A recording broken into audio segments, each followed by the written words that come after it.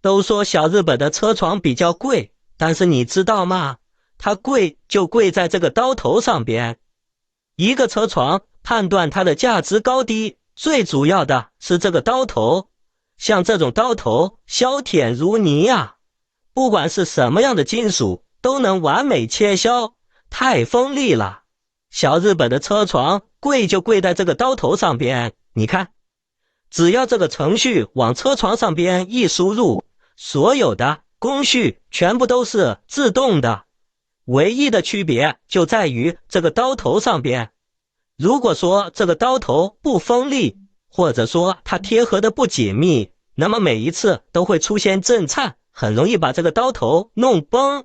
所以说最贵的就是这个刀头，它决定着你做出来的这个工件误差有多少。像这种削铁如泥的刀头，你觉得怎么样呢？真的是特别专业，分享给你。